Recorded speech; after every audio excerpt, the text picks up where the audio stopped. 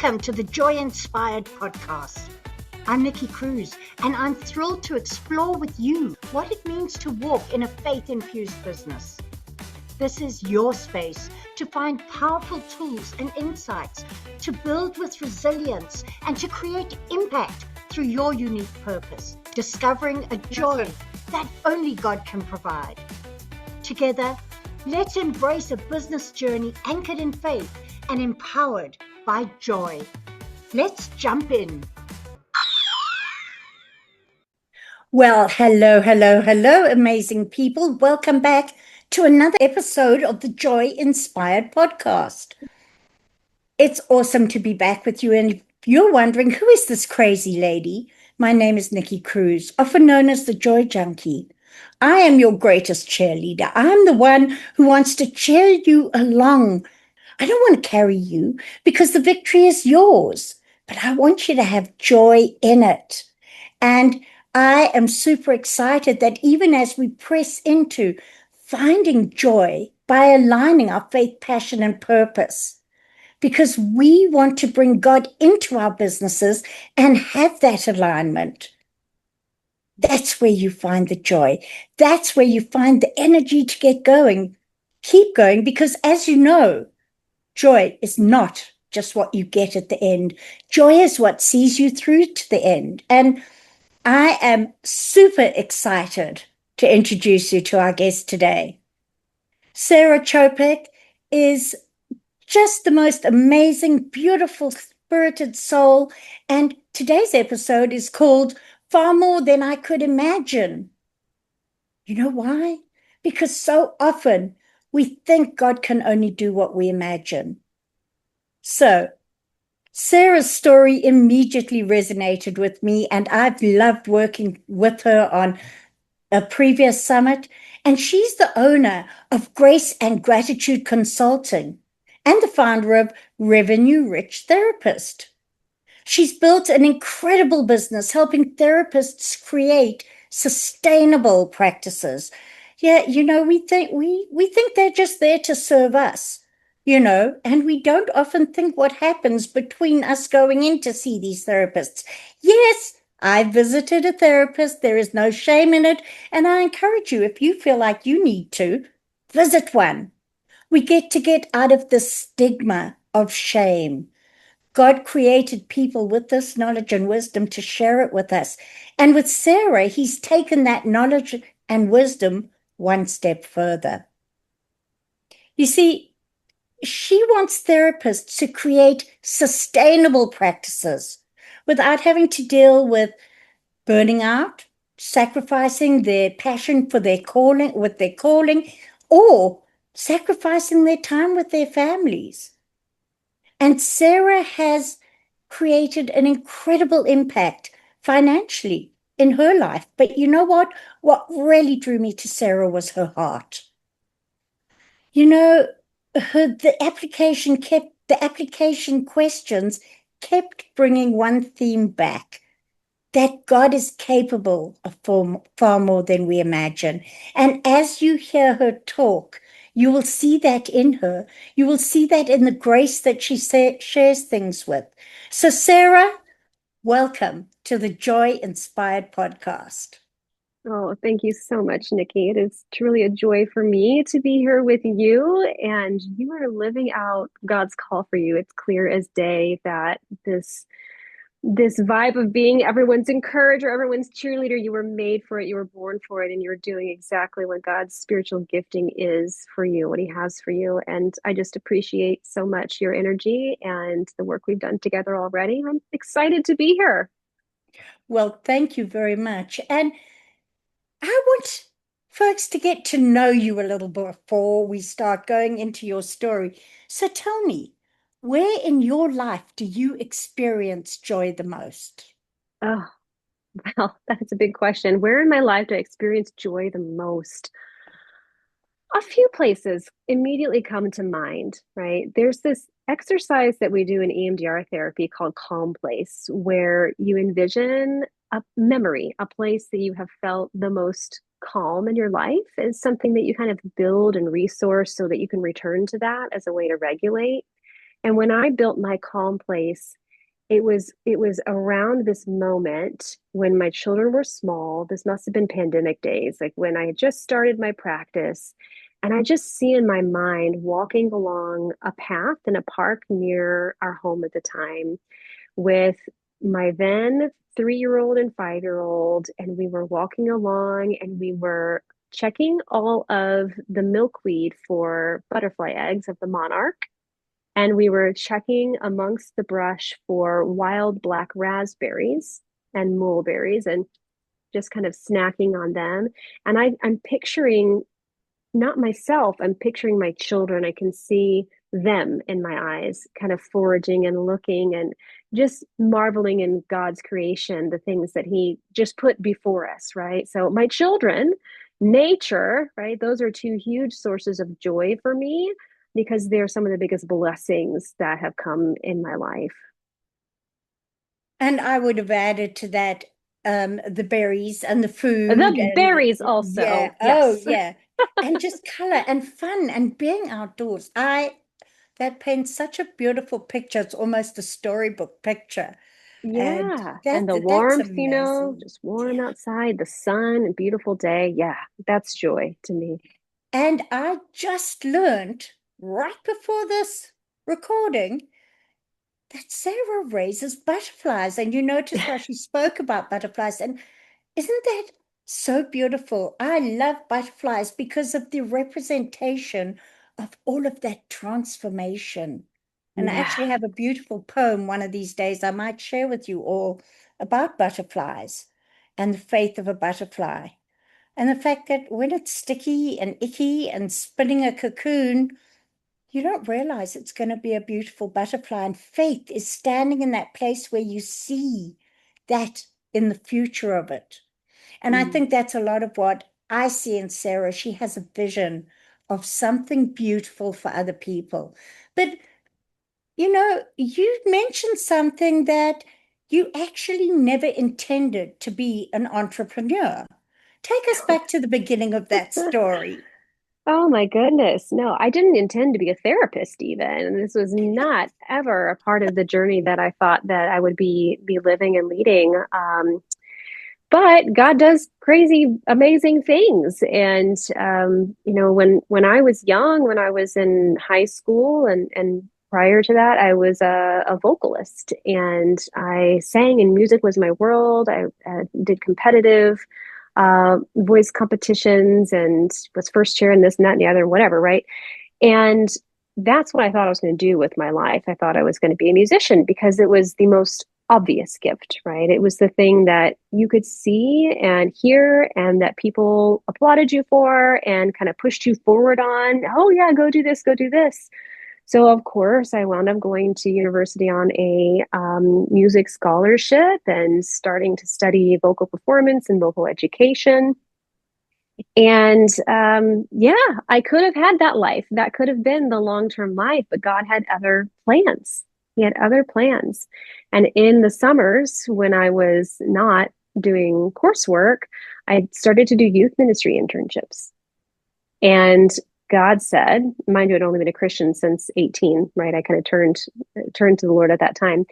God was saying, you have other gifts. You have other gifts that I have given you, the ability to connect with people, to make people feel comfortable, right? The ability to have wise discernment about choices and things that people are doing. And all of that eventually led me, long story short, to turn to a master's in counseling after I had finished what wound up being a degree in music business. So I'm cutting out a little bit of the story there, but there was I guess I'll have to say it. I transferred at some point from my first university and wound up finishing out a bachelor's of business administration rather than the vocal performance education degree that I had set out to. And that was all by God's design, also, right? Because then I wound up with the core marketing classes, strategic management, accounting, all of those core business classes that other therapists don't have. I didn't know at the time that I was going to become a therapist, right? But I did wind up with this business degree. So when I got my master's in counseling, I thought, well, I'm just making a switch here to be a counselor. the business side never entered my brain again. It was just a degree that I got. I wasn't going to use it. It was just, okay, I'm finishing this and now I'm moving on to get my master's in counseling. I started out in a nonprofit therapeutic day school as a one-to-one aide in a classroom for children largely with autism. Worked my way up into their kind of parent educator position and their counseling positions there, which was really low pay, right? It was a nonprofit, so I was earning, I don't mind telling you, I was earning roughly 28 to 35,000 a year during the time that I was there, by the time that I left. And I stayed for several years thinking I am going to work towards this student loan forgiveness program that was a big thing, the public service student loan forgiveness plan. But what God showed me during that time that I was there is that yes, I was doing good in the world. Yes, I was making an impact and I was playing small. He had more for me. I began to have big ideas about things that we could do, other ways we could change programming, stuff that we could build. And I just got no's. No, no, no. We don't have the budget. We can't do that. That's not in your job description. All of those things. Yeah. Yeah. And I started looking for what else? What else can I do then? What else can I do? Right. At some point, I did a brief stint in private practice. Once I got my full clinical licensure, I decided I'll go work for a group practice and I'll just do that on the side and see how it goes. And Nikki, I hated it. It was an awful experience because the practice that I worked for at that time seemed very focused not on making a difference, but in making money. It was about the billable hour. It was about filling up my schedule. Can you just work a few more hours? Go ahead and charge this CPT code and tack that on because it might be a little extra Starbucks money for you or a new pair of shoes. These are things that came out of the mouth of that practice owner. I lasted 9 months and I said, if this is private practice, I don't want anything to do with it. Yeah. This is not the game that I came here to play, right? So business was not on my mind. It was not on my mind at all. But fast forward a few more years after that, I'm still maxed out, capped out, not able to grow professionally, definitely not able to advance my career at all in the position that I was in. And I knew that I needed more. I couldn't sustain my life with now 2 very small children. Financially, my husband and I needed me to be making more, and I just wasn't feeling aligned with the life that I was living. It was fine, but it was like skating by, and I'm not a skating by kind of person, right? Yeah. So I started researching what else can I do. And actually, I'm telling the long version of this story, Nikki. I hope that's okay. But the That's long version, fine. That's you fine. can you I've can got edit that so out if many you want. questions going on in my head. Go for I don't know, it it. just feels right to tell the long version, so we're doing it. Yeah, so I started thinking about what else I could do. And I picked up the phone, I called a former supervisor who was doing some adjunct work and also in private practice. And I really wanted to ask her about teaching, right? And she said, no, why don't you come join our group practice? And I was like, been there, done that, really not a thing that I want to do. And she proceeded to tell me all the ways that it would be different working for the practice that she was with. And I took a deep breath and I said, okay, I will give that a shot. And because their practice was actually built correctly, they asked me to establish an LLC so that I could be paid appropriately as a 1099 contractor, which the other practice did not do correctly. So I, in February of 2020, established my business, which was just Sarah Czopek LLC at the time. And then, Nikki, I was so worried about not getting enough referrals when I made the switch to group practice, because this practice was largely word of mouth. They didn't have any, a good website or other referral systems. I was so nervous that I started researching that. How do I start building my own referrals? I created a website myself and just invested a few $100s in building this website on Wix or Squarespace or whatever it was, so that I could refer clients into their group, right? You want to work with me? Go here and book it. I wasn't planning to book them myself, but I built the website. I was a little worried they weren't going to give me enough referrals still, so I joined one of those online telehealth companies that now I tell everyone to run screaming from. But at the time, that seemed like a good idea. I won't name which one, but I joined it and had some clients going through there and learned how to do telehealth because of that. All of this before the world shut down on March 13th, 2020. Okay. Wow. Do you see what God is doing? Do you see it? Right? He positioned me. I did not go looking for that opportunity. And it was my own drive that he gave me and, worry about what could happen that caused me to go research these other things. And it perfectly primed me to be able to open my own doors when the pandemic hit. So that's kind of what happened. I did work for that group practice for a time. And because I had already figured out how to do telehealth, I'd already set up a website and I'd already learned how to do some marketing, I thought, well, I may as well just try and get some of my own clients over here on the side and see how that goes. And it went. It went. About 9 months passed from there. And I was able at that time to say to the group practice, thank you, but I think I'm going to go do this on my own. I think I'm called to do more, right? The practice owner, also a Christian, lovely, lovely human, came back to me and said, I'm really sorry to hear this. Is there anything that we can do to convince you to stay? And I just said no, right? Because I really think that this is what I'm supposed to do. I'm enjoying doing this sort of on my own and being the owner of this thing and watching it grow and build. And I want to do it. I don't know exactly what God's doing, but he's doing a thing here and I'm going to trust it. So I pulled. I think that's so important. So often we know God's pulling us, but because we don't see the whole picture and because it doesn't necessarily make sense, we don't step out in faith. Yeah. Folks, when you hear God or feel God calling you or nudging you in a direction, it often doesn't make sense at the time. Mm-hmm. And if you stop and you look back, just like Sarah's now looking back, and I see it. I see Yeah. it so clearly. He was drawing out now. A lot of people say, why doesn't God just give me the whole plan? I believe God doesn't give us the whole plan is because if we have the whole picture, we start building it ourselves. We take control. We take it out of his hands. But Mm-hmm. there was another thing there that Sarah left that practice and, she was saying, yeah, this isn't what I bought into. But it doesn't mean her passion had changed or her purpose had changed. The way it was being released into the world was not right for her.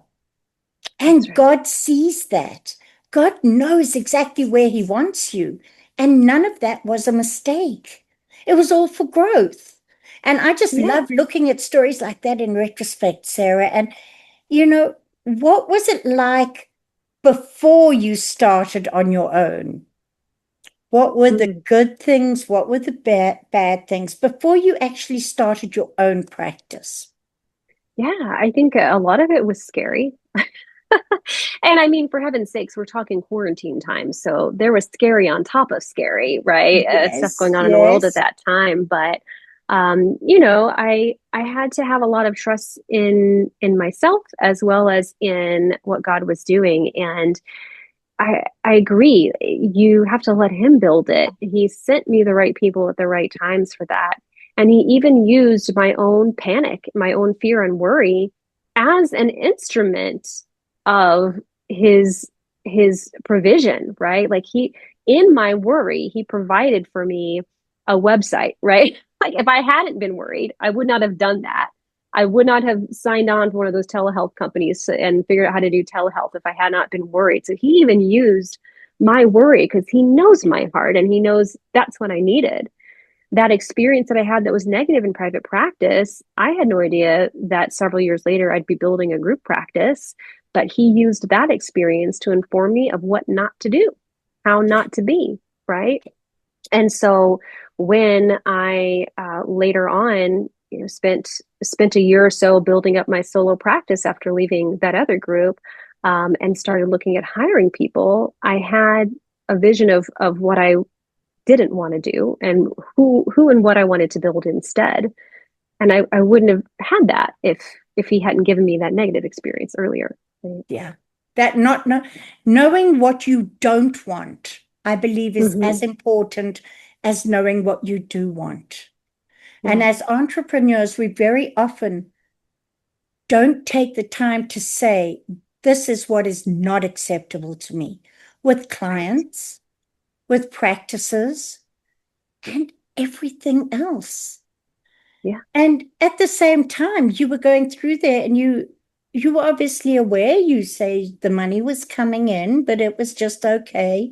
And you were made for more. Now, I know your heart. So I know exactly where you're coming from. But for so many people, the minute we mention the word money, what happens? Oh, And I there's so know much this is, cringing. yeah, Mm-hmm. yeah. And money mindset is so important. Money mindset, I think it's Clarice Fluitt who said she had a dog called Billings or Bills, and she used to call him. And then she'd say, come here, Bills, come here, Bills. And then roll over, Bills, roll over, Bills. And it was like a declaration of let the money come in. We've got to believe that it's okay before we can take another step because God did not want us to live in poverty.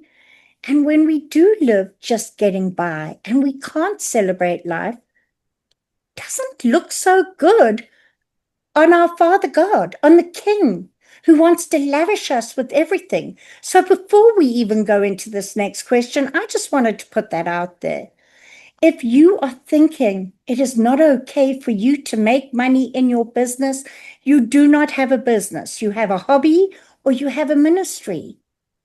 And I stick to my statement. God did not say, I go about Jesus didn't say, I go about my father's ministry. He said, I go about my father's business. So even in a ministry, it is vital that you are bringing in enough income that you can support yourself, that you can progress in that ministry. Why should we serve people and be struggling?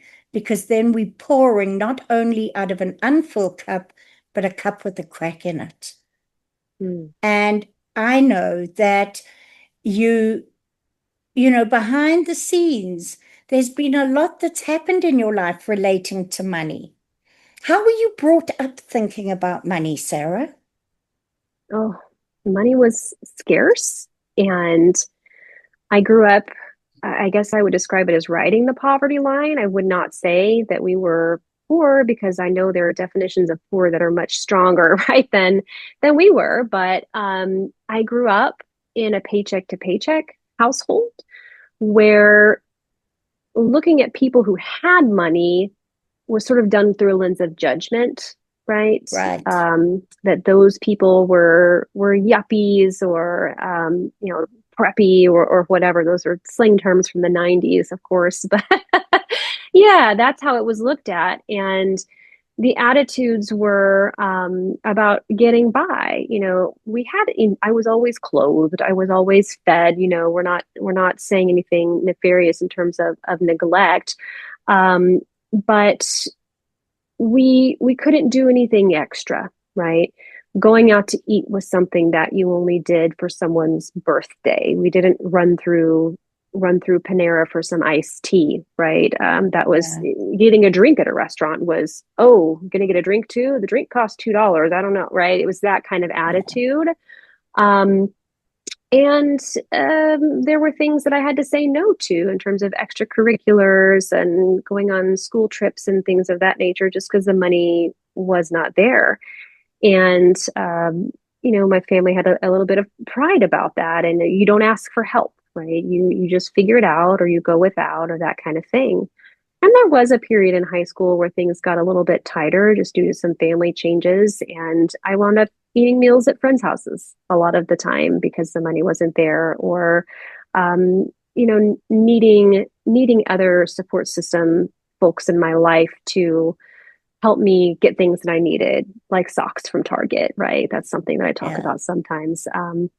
Yeah, so that was what money was growing up. It wasn't a thing that we had none of. It just wasn't a thing that we had a lot of. And the people that did have a lot of it, you kind of looked at them like it was a negative, right? Yeah. And Mm. I mean, obviously, you're growing up with this. This is just the norm. This is, you think everybody has the same view of money, that it is not freely available. And those who have it, I don't know, it might be termed were nefarious, ill-gotten gains, if they got money. And it sets you up to think about things in a certain way. And yet you went forward and looked and said, hang on, I've got enough money here, but this isn't the life I want to live. I would like to, I don't know if this is true of you, but I would like to go out for meals whenever I feel like it and have that, hear me, folks, freedom, the joyful freedom of choice. Yeah. It's not that money buys you happiness, but money does bring freedom. So, what happened to shift that view for you that money was scarce or not freely available to saying, money's available if I want to work for it, and it is mine if I want it? Sure. Yeah. That was a very tough lesson for me to learn. And I will say some days I still feel like I'm learning it because the financial fears are so deeply rooted. I get panicky about money still, even though I have enough now. And more importantly, the skill set to acquire more if I need it, right? But what shifted, I think it just happened gradually over time. And recognizing that I do have skills that God has given me and skills that I have worked hard to cultivate within myself that translate into the ability to make money, right? I started seeing the practice fill and the end of my first full year in solo practice, I was staring down at $100,000 profit. And the idea of making six figures, Nikki, that to me, all my life growing up, and even, in those early years, was the holy grail of income. Like I could not fathom making six figures. That number just seemed astronomical to me. Yeah. And I had to face it and go, I did that and I can do more. Oh my gosh. And now I did that and I can help other people do more, right? It just kind of has kept growing into this larger message. But I don't think it's a mindset shift that is like a light switch where you can turn on and off. It happened in the smaller moments. And then in realizing that, oh, we can afford to go on this vacation.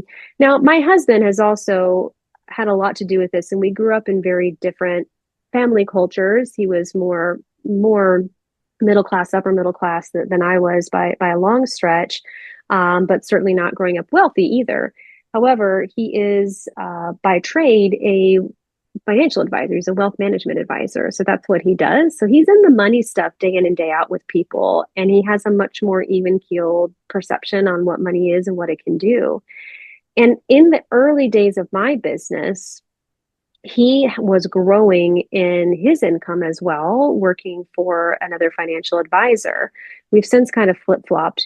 He may not love me airing all this out. I won't give numbers, but we've since kind of flip flopped because he dropped that and started building up his own book of business, right? When I started getting more successful. But anyway, at the time, he was making substantially more than I ever dreamed that we could make. And I just remember when the kids were young, um, us booking, I think it was just before the pandemic hit. So this would be maybe 6 or 8 months before I started the practice. I remember booking a trip to the Wisconsin Dells, and it cost $500 for the 2 nights that we spent at this indoor water park, magical land that our toddlers were going to love, right? And I just remember kind of looking at him like, are you sure I can hit the book button on it? Like we could spend $500 on a 2 night. Are you sure? Like I was so panicked about it. And that moment I think was pivotal just clicking it and going, the sky didn't fall. We can still buy groceries. There is still gas money, Yeah. right? I still can put socks on my children's feet, and we're going on a $500 2-night vacation. We're doing that, right? And these moments just happen more, and not the vacations necessarily, but just the ability to say yes to things happen more. And every time it was this internal, it's some sort of nervous system thing that happens within me, right? That kind of sensation of panic and shut down and freeze and all of those things that then would settle and be soothed by recognizing that the sky didn't fall, right? And that it was okay, and there's still more money. If we need Yeah. it, we can figure out how to make it happen, right? And that's huge. It's that it is incremental. It is Mm. the what's been ingrained into your belief system has happened over years. Years. Yes, it is a choice and a decision to believe differently, but you have to put that belief into practice. So, for those of you who love my fancy word, neuroplasticity, it Mm. can then rewire those pathways in your brain. But you reached six figures and you did it fairly quickly. Hmm. And then you found that there was something else that was challenging you because you then hit the burnout mode. And when we talk about joyful Yes. entrepreneurs, this is one of the biggest thing. We run into this business that we're going to make so that we can have freedom and we become slaves to our business. And I loved your one comment, which relates to therapists, but it's true of entrepreneurs. A burnt out therapist doesn't change lives, but a thriving Hmm. one does. That's right. And that launched a whole new world and thought for you. Tell us about it. Yes, yes, I would love to tell you about that. Yeah, because there was this journey, right, of filling up my solo practice and accomplishing six figures. And I was kind of miserable because I was seeing 25, 27 clients a week. My kids are little and hanging around my ankles and hanging off a screen sideways while they're trying to do e-learning and all kinds of stuff during that year. It was bananas. And I knew that even though I was making good money, that life wasn't sustainable, and I didn't really want to stop doing it either, right? There was something magical about unlocking the skill set that I had realized, okay, I can confidently move into this. So I started to grow a group practice. And that's when Sarah Czopek LLC changed into Grace and Gratitude Counseling, my core group practice, which I spent the last several years building and creating an amazing space that incorporates several Christian faith-based therapists as well as other clinicians. We use deep healing modalities like EMDR and IFS. If you don't know what those are, go look them up. They're amazing. And we now serve a multitude of women versus the 25 that I could have seen on my own. And as I have grown that practice, I have continued learning as an entrepreneur, as a business person. I have continued building relationships and networking within the therapist community and hearing what other people are struggling with. I started supervising clinicians, and it led to me recognizing that I now have a new skill set that I can help people with, not just the skill set of being a counselor or even just of building a solo practice and making that happen for me, but a skill set of teaching other people how to accomplish the same kinds of dreams, the same kinds of impact. And that is how Revenue Rich Therapist was born. And that's beautiful. And business takes work. So it doesn't mean you sit there and you say, oh, I'm going to have joy and everything will fall into place. I want to stay here for a moment because this is such an important conversation. How do we know the difference between healthy sacrifice and building a business that's quietly stealing our joy? Mm. Yeah, I think it's in the margins, right? I think it's in the margins where you have um, the day to day that you are walking through life with all of the tasks that you have to do, the core business things. You're getting that stuff done. And then there's these quiet moments, right? There's these after you put the kids to bed and you're squeezing in a little bit of work, or the between calls moments, or the first thing in the morning, right? These margins. And if in those margins you are stressed out, you are panicking, you are worrying, then something needs to change. If in those margins you are amped up, you are excited, you are passionate, you are fueled, then something is working, right? Something is bringing you joy out of that work. And then it doesn't matter if you're working 20 hours a week or 80 hours a week. If it's bringing you joy, great, great. You can do that, right? Mhm. Absolutely. And now you help other people, other therapists in particular, build multiple income streams. But underneath that, you're actually really helping them build something else. What is that? They build, Yeah, I'm helping them build sustainable lives, right? Yeah. absolutely, the confidence and the peace where they are not slaves to their businesses. And that's a lesson we can all learn, because it doesn't seem to matter how much we know this, we continually seem to step back into that striving. And I think that's where our alignment gets to be checked regularly. And what is going to tell you that you're out of alignment, folks? If this is your first time watching this podcast, you won't know the answer. If it's not, you should or could. And that is, if your joy isn't there, it's telling you you are misaligned. So if somebody listening today feels trapped in their business, where should they begin, Sarah? Mm. So They should begin by examining. Let me pause that. You can edit that part. I need to think about that for a second. Where should they begin? I mean, we can call that a joy audit, Nikki, really, right? Taking a good hard look at the business that you're in and the life that you're living, and how yes, close are you to actually experiencing the amount of joy that you want in your life? There's a modality called ACT that talks a lot about our life values and the life you want to build. And every action that you take and every decision you make, either moving you further towards that life or further away from it. There's no middle. There's no like neutral ground. Anything that you do is either going to cause you to stay stuck or degrade, or to move more towards this life that you want to live. So you need to yeah, audit yourself, right? Examine where is it that you could make changes. One of the ways that I teach about that is to encourage people not to play small, right? To recognize that God may have something outside the box for you. Maybe your joy is being stolen because you're not open enough to the creative ways that God can design your business or your life, or reach your clients, or sell that product, or whatever it is that you are doing. And so we notice all the ways that we can open ourselves up to a bigger idea, a bigger design with His help.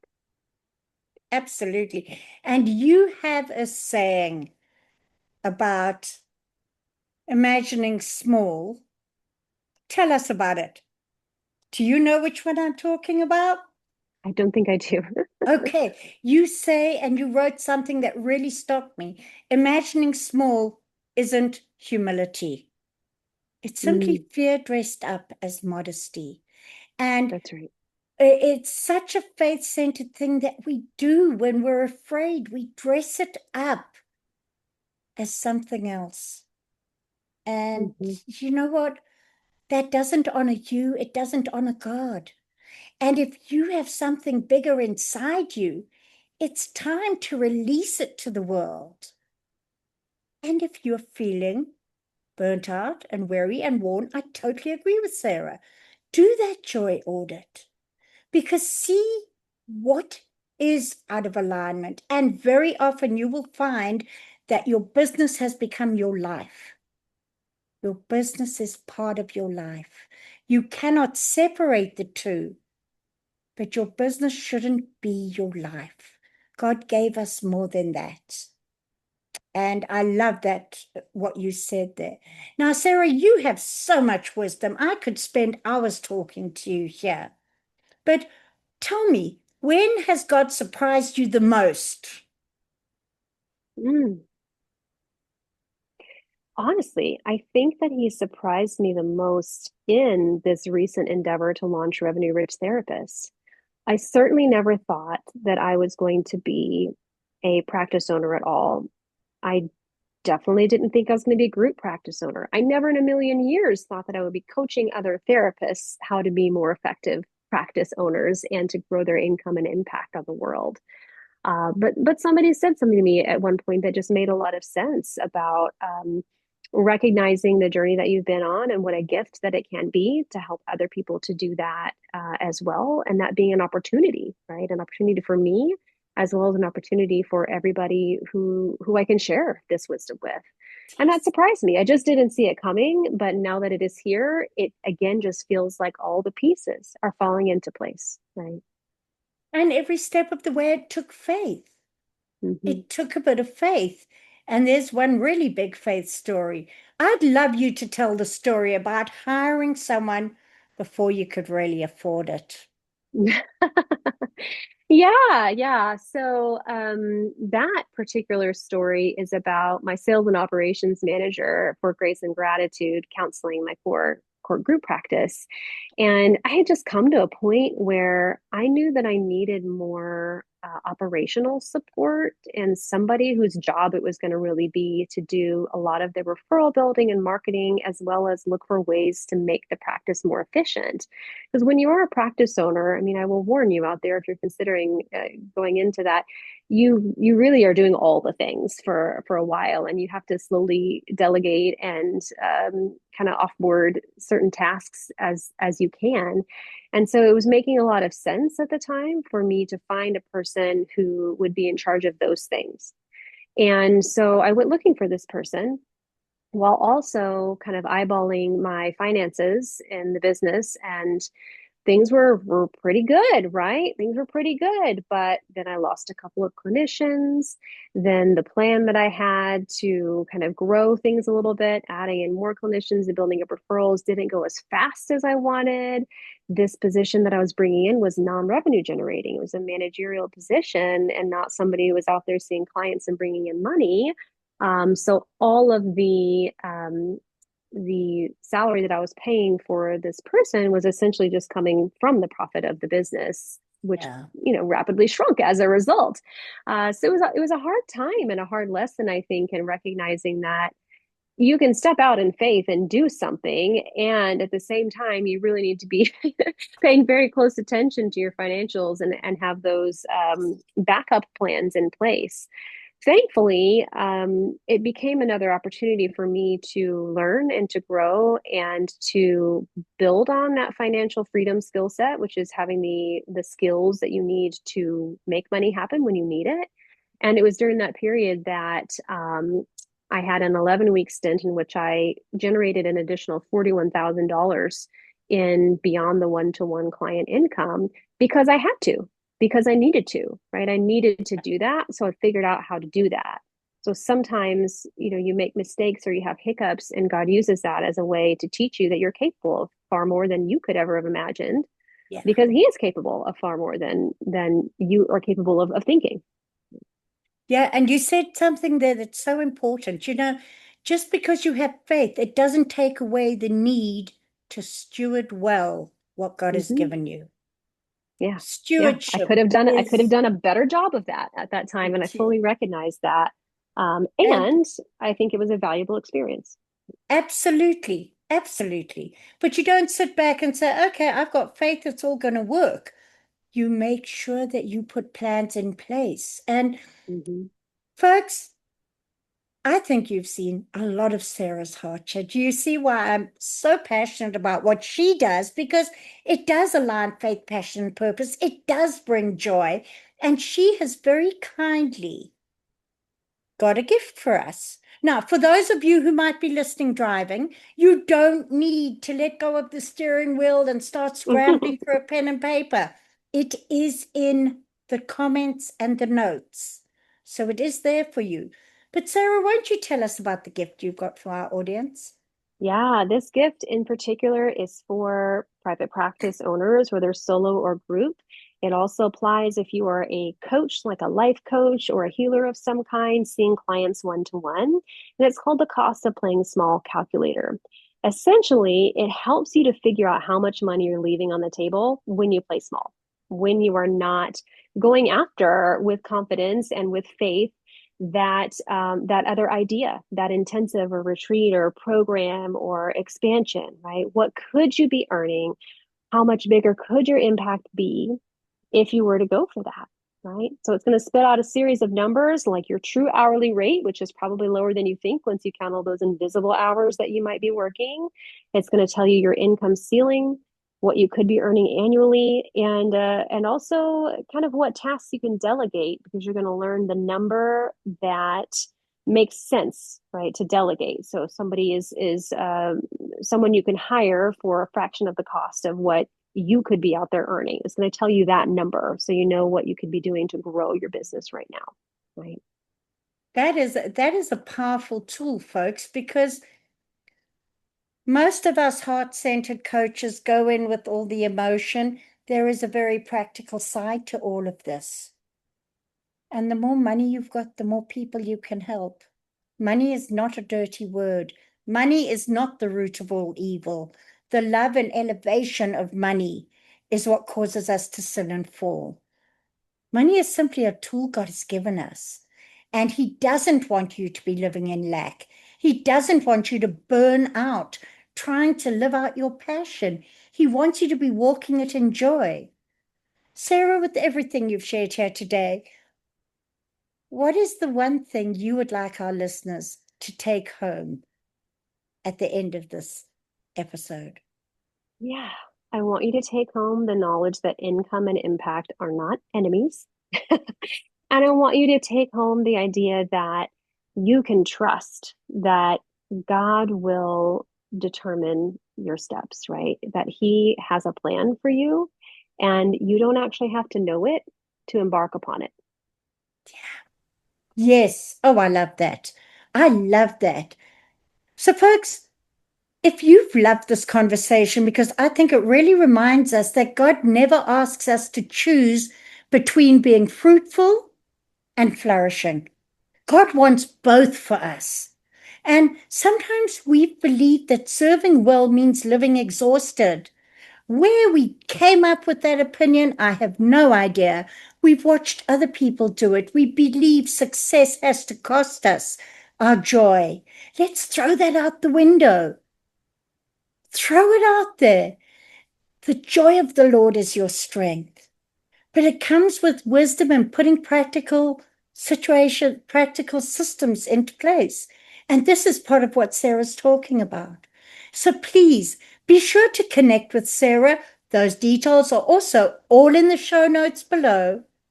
But what Sarah has said about today is that sustainability isn't selfish.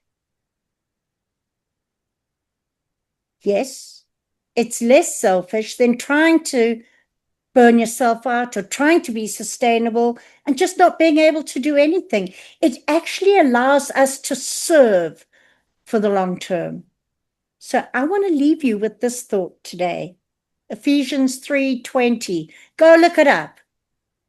Perhaps we've been asking God for enough instead of asking for immeasurable from Him.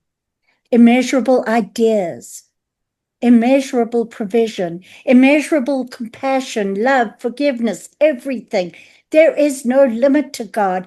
And isn't it exciting when you step into that? So if this episode resonated with you today and you think there's somebody who should hear it, please be sure to share it. And don't forget to like it and leave a comment. And until we see you next week, continue to walk in joy. Sarah, thank you so much for sharing your wisdom, your honesty, your journey, and your heart with us today. And to everybody, blessings and have a joy-filled week. Thank you so much for joining me on the Joy Inspired Podcast at www.joyinspiredpodcast.com.